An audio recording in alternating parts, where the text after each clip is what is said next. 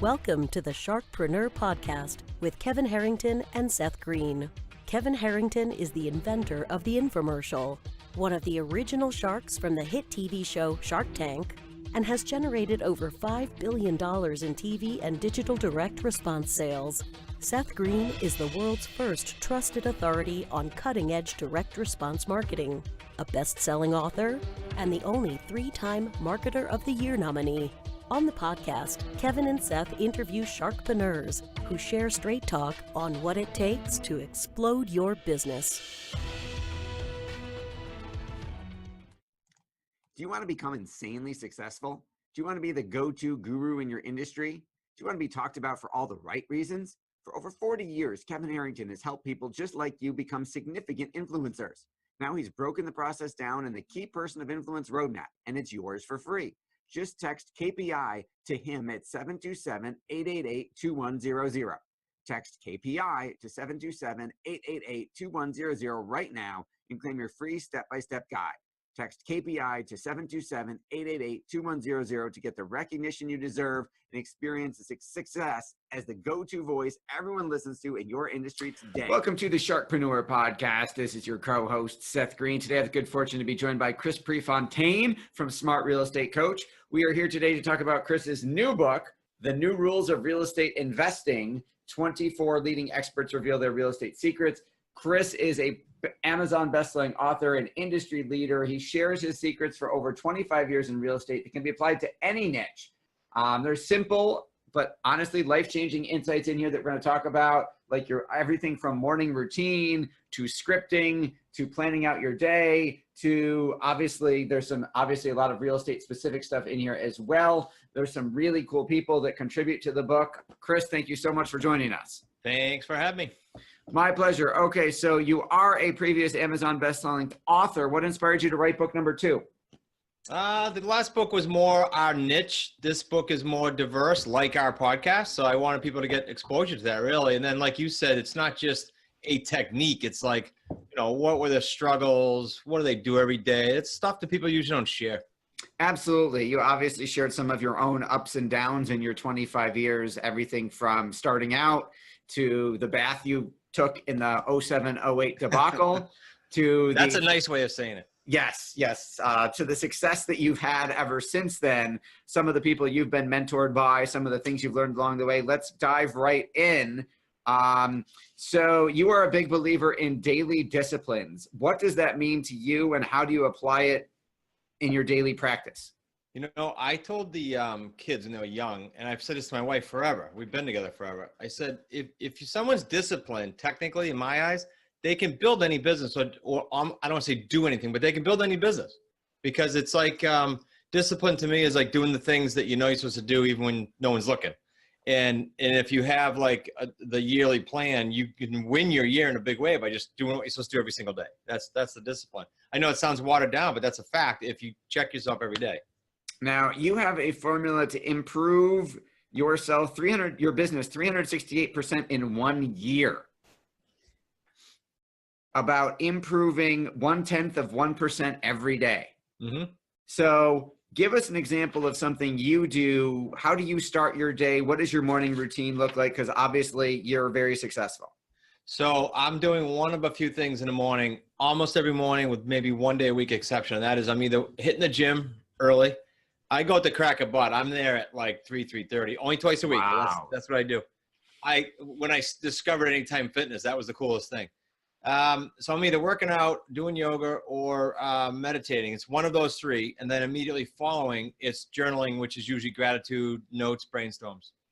Okay, you've got some fill-in-the-blank statements in the book. If I could get blank to do business with us, our business would totally change. There's quite a few of them. How does filling in the blanks as one of your secrets help prompt you and help you get to where you want to go? Well, it's just like you're not starting from scratch. Yeah, it's like a brain teaser, right? So people often I don't, unless I'm prompted, sit and say, geez, if I could only meet Seth, I could bring my business to the next level. If I can only and just brainstorm that out and then put a plan together to do it. That makes sense? Is that what you're asking? It does. Yes, that is exactly what I was asking. You have another daily practice called the Power of One daily discipline chart. Tell us a little bit about that. That started in a mastermind call back in the 90s, another whole topic of being on mastermind calls. But the guy said on the call, Mike, I remember his name, he's in Florida still to this day. He was selling about 200 homes a year. We were realtors back then. And he said, guys, I figured out how to win my year, and it's to do the things I'm supposed to do every single day, but let's chart it. So he would put across the top, and I've adapted this and renamed it my name, the calendar days across the top, and then the things along the left column that you have to do. It could be working out, it could be making 3 calls, it could be running this ad, whatever it's going to do to get you to the goal. And then that's your self-accountability, because you got to check it off each night. And it's a bummer to end the day and not check off any boxes. It's remarkable how that works. If you got to check off a box, you make the call or you do that thing. Absolutely. That makes a lot of sense. Now, you have an incredible number of successful customers and clients and students, and some of them obviously have contributed to the book. You approach the business of coaching others and teaching others how to do what you do in the real estate space kind of differently than a lot of the other so-called gurus in your industry. What prompted that kind of different approach, and kind of talk about how that developed? In no particular order, it's just extremely annoying still to this day to get the calls from people saying, oh, I took this course, I went to this event, and I've never done a deal. And I have 2 people, I think one of them's in the book, that spent $100K, 100,000. Wow. And they got to me and they said, but I've never done a deal. I said, what? Obviously something's not working in this system that you're trying to learn. So there's a gap there. I call it the gap. And so we take them by the arm, we lock arms with them, and we close that gap by actually doing deals with them. Because that's what they're missing, the execution. Okay. And you say doing deals with them. For our folks who are listening who haven't heard of someone in your industry doing that before, yeah. What does that look like? What does that mean? Can you give us an example of a recent one? Yeah. So it means that when someone's brand new, we say, go do ABC. Good. But it's hard to do alone when you're brand new, right? So we say, go do ABC. And if you get into a bind, I'm going to get on the phone. I'm going to talk to your seller with you. I remember Don's first deal. And I think Don's one of the ones in the book. Maybe not. Don had a deal and he called me and he said, okay, I got this guy. And he said, yes, it's a 10-acre estate. It's beautiful. I have no idea what to do. So I said, set up a conference call. We'll get on the phone. His name was Randy. We spoke with Randy. And then Randy said, I want you to speak with my accountant and my attorney, see if I should do this owner financing thing. I said, and then Don's texting me going, what do we do? I said, relax. We'll get a conference call with the attorney. Same thing. I got on the phone. We did that deal. In fact, the seller's been cashed out already. And that was like 130 grand or something like that. All 3 paydays for Don. That was pretty cool. And to this day, he'll say, I still don't know what we did on the beginning of that, but he learned a lot. I bet he did. And hopefully he listened to the recordings a few times. Yeah. So that's another one of your success secrets is repetition and listening in on others' success. I know that you do mastermind calls, I think every week with you. Talk to us a little bit about what that is and why it works so well. Yeah. So with the students, we added a Slack platform, which is invaluable. And it came from a simple idea from a consultant that I had in my office one day, just shooting the breeze. And so they talk every day together, and then we all get together once a week on Zoom instead of a conference call. There's another little idea that helped kind of glue the community together. So we're all on video together once a week, and it's neat. So it's not just me. It's like a student saying, hey, I had this happen to me today, or I had this seller say such and such. What would you guys have done? And I'll shut up and I'll let the more experienced members answer. And it's really cool to get that kind of advice every single week and be able to talk every day on Slack, So those are 2 writer-downers right there, folks, if you're listening or watching. So one, he's created a platform for his students, his clients, his customers to talk to each other, which a lot of business owners and information marketers might be terrified of. They might be scared that they're going to say something negative about them. They might be scared to say something didn't work. But you've taken a leap of faith and you've allowed them to not only know each other, talk to each other, but to grow the community each other. And you're allowing them to advise each other. Now, I would imagine your lawyer might have a field day of paranoia with that, but you've taken the leap anyway. Talk a little bit about how that's grown and how that's helped your members in your business. Yeah, and I'll say this, Seth. So if I was just selling product, and you and I may have talked about this in the past, if I took my product and cut it up, I could probably sell it for 10 times more literally than I am now.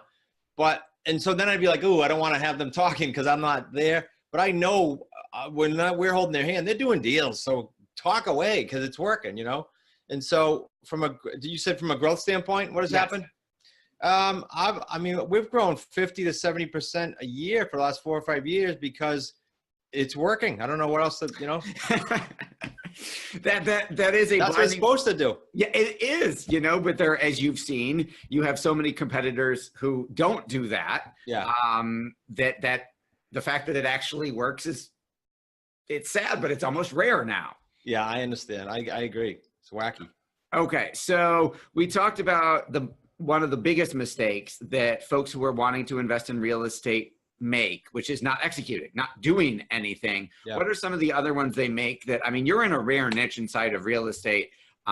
We've seen it called the most underlooked niche in real estate history. You're not fixing and flipping, and you're not buying out of foreclosure, and you're not doing late night infomercials. So talk a little bit about how you discovered this niche, and then you've kind of become the guru of it. It sparked from me getting my head beat in the crash in 08. And then my wife, literally, I remember the conversation saying, you went through all this stuff to rebuild your credit. You went through all this stuff to try to buy things on terms. Why don't you like help other buyers and sellers do it? And then why don't you like help other people learn how to do it? It all sparked from my mess. Because I had to rebuild my credit and I had to buy things without having money, you know, so then that spawned this business of buying without banks and buying without signing credit.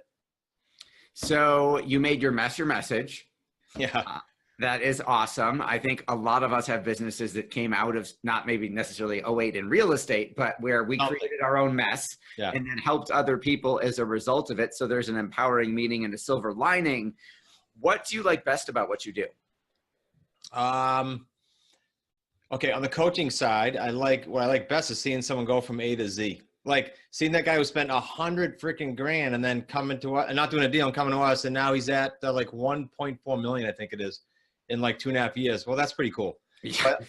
And you've coached, you do coach, so you know, like you can't explain to some people that have never coached. They'll say, "Why are you coaching? Why don't you just go do deals?" It's different. Totally different. Team go from A to Z. And secondly, I gotta stay. My kids have to stay. Our team has to stay right on the edge, sharp. If we're coaching, so it's a cool challenge too. Yes, I found I learn more by teaching than I do by doing it in the first place. Yeah. So there are times I teach what I want to know. I go learn it so I can teach it. And then after I teach it, then I go do it even better because I learned something by communicating it. And it's almost like parenting. So there's the raise your kid and see them do something on their own that's great. And it's the same thing with coaching students where you teach someone to do something, they actually do it. They walked for the first time. And you're really excited. Now you've got a whole lot of repetition and continuing education, for lack of a better term, built into your programs.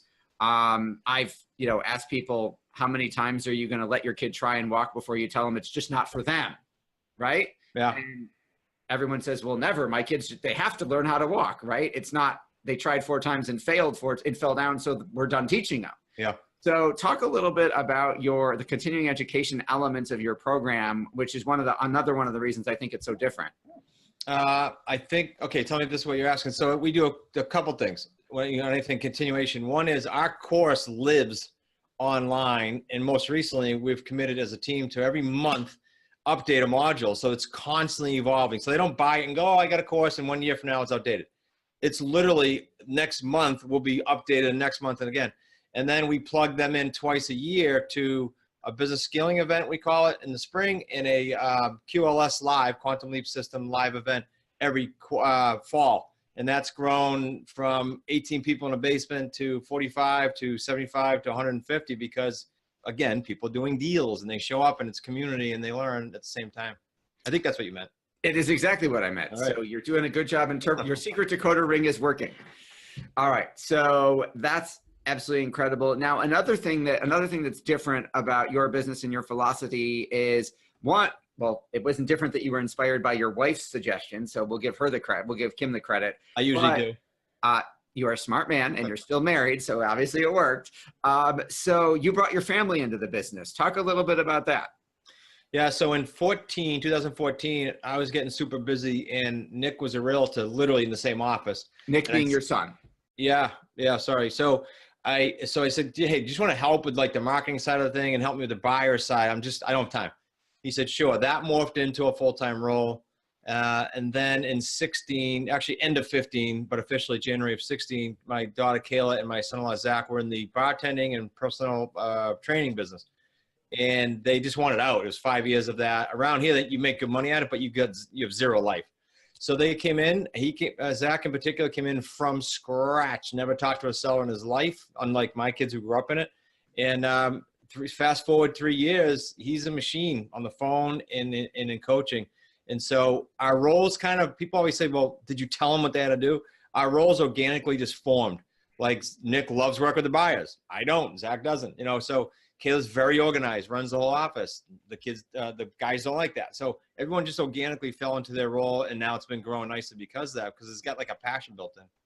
Absolutely. And I love how they've kind of formed their own roles and found where they fit in the business, as opposed to you trying to bang a square peg into a round hole just because they were related to you and you said, do it because I'm your dad and I sign your paychecks. Yeah, that's exactly. Oh, and on that note, that's why it works, by the way. There are no paychecks.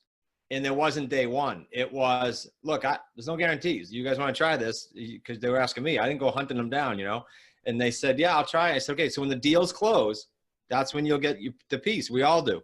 So if we have a bad month and you're hearing crickets, well, we got to get to work.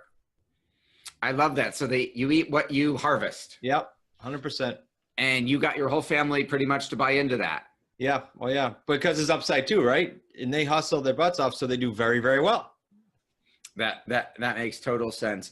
Now we've alluded to the niche that you're in, and you've used a couple words that most of our listeners probably won't know. So talk a little bit about the way you guys invest in real estate. I believe you use the word lease purchase, you use the word terms. Talk a little bit about the English version of what that means. Yeah. So I'll keep it simple. We buy either owner financing, and that can mean a lot. So I'll tell you what that means, and lease purchases. So an owner financing deal to us means there's about a third of the homes in the United States right now, believe it or not, that are free and clear. They don't owe a dime on their homes. The mortgages are paid off. Yeah, those are great candidates for owner financing because we structure a deal where we give them full price or even a touch higher, and you'll see why in a minute. And then we pay them monthly principal only payments, no interest. So you're getting the owner to carry an interest-free mortgage. Correct. Now, why would they do that as opposed to getting a buyer who could buy their house with a regular mortgage from a bank and they get paid all at once? Yeah, a couple of reasons. One is the buyers are thin. It's about 20% of the population right now, believe it or not, every market varies a little bit, that can get a loan in their current state. So that's getting tighter and tighter to get a loan. So as you go up in price, even more so. Number two, to qualify for the bigger mortgages. Yeah, but way tougher. It's getting tougher and tougher. So interest rates are great, but the criteria are tougher. And then number two, some of the owners want, if they're already free and clear, they don't need the money. They would have pulled it out. So they want more of a cash flow stream. They want the payment system. Third, they don't want to pay interest, income tax on the interest income. So instead we bump the price up a little bit and they just collect principal payments, better tax situation. Lastly, from a capital gain standpoint, they get to spread that out over time. So there's a bunch of reasons. I mean, the building I'm in now, Seth, I don't even know if I told you this, but this building here, we bought last year. There's no bank. We bought it directly from the owner financing, and it's a 20-year. I'll never see a bank here, never signed on a personal loan. Okay, so you talked about owner financing, lease purchase. Lease purchase is a little different. Lease purchase for us means there's underlying debt. Let's say I'm buying your home, and you were trying to sell it on the open market. For whatever reason, you couldn't, probably because of what I said earlier, not many buyers. And you owe, I'll use a number that says you have equity because you don't have to, but let's say you owe $250. I can say to you, look, Seth, if you sold with a realtor, you're going to pay the realtor. You're going to pay some fees. You're probably going to have to get nickel and dimed on the price. I'm going to protect your 50 grand equity, all of it. I'm going to lease purchase your home, which means I'm going to pay your mortgage payment, let's say for 3 years, terms vary. At the end of the 3 years or before, I'm going to pay off the mortgage, which is now not $250 anymore, it's lower. So that's my benefit. And I'm going to give you your 50 that I locked in day one. So you know that you can get all your money if you can wait. If you're a seller that needs it tomorrow to go do something, this doesn't work. So if I'm selling to go buy, because I need that money for a down payment on another house, it doesn't work. Correct. But if I'm okay, I'm getting my 50 in 3 years in that example? Yeah. Yep.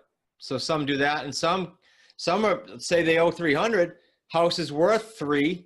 If they pay a realtor or even just close it and have their fees, they're going to go on, they're going to be negative. So they'll say to us, okay, I'll wait and I'll get the whole thing paid off. I just won't even worry about it. I'm not getting equity anyway. Very cool. Okay. And you talked about, you kind of discovered this, happened upon it after you went underwater in 2007, 2008. Can you tell a little bit of how that happened? How I got crushed or how I came No, out? no. How you found this? Yeah. Well, I've always had an issue for real estate. I've been at it 27 years. So I said, okay, well, how the heck am I going to buy? My credit went from almost 800 to 520. My cash went from nice reserves and 401ks and everything else to negative. And so how am I going to buy real estate? Well, the two ways I just explained to no credit, no money, right? Money. That's exactly how I get into it. And then we teach, obviously, now others to do it. Okay. And obviously a lot of that, along with some amazing success stories and some amazing other resources, plus some legendary folks just in the marketing and personal development world, all in the new book, The New Rules of Real Estate Investing by bestselling author Chris Prefontaine of Smart Real Estate Coach. Chris, where is the best place for our folks to go to get a copy of the book? It's going to actually release on May 14th. Okay, so this will air after that. Okay. So Amazon then will be the best. And in the book, there's a free resource center loaded and that they can go to that site. But just go to Amazon. Okay. Obviously, leave a review if they like it. That'd be nice. Sure, and a 5-star positive review would be even better. Awesome. All right, so go to Amazon because this will air after the book has come out. So go to Amazon, get your copy of The New Rules of Real Estate Investing by Chris Prefontaine. Chris, thank you so much for joining us. Thanks for having me. Appreciate it. Thanks everybody for listening and or watching, and we will see you next time. Do you need money to fund your idea, product, or service? Are you ready to take your business to the next level, but need capital to get it done? Kevin Harrington has heard more than 50,000 pitches and knows how to help you make the perfect pitch to get the funding for your entrepreneurial dream. He's distilled the process down in his perfect pitch cheat sheet, and it's yours for free. Just text PITCH to him right now at 727-888-2100. Text PITCH to 727-888-2100 right now and claim your free perfect pitch cheat sheet. Text PITCH to 727-888-2100 to start funding your dream today. This show has been produced by Market Domination, LLC. To discover how you can have your own show completely done for you and turn it into a real published book and become the authority in your marketplace, go to www.marketdominationllc.com/podcast offer.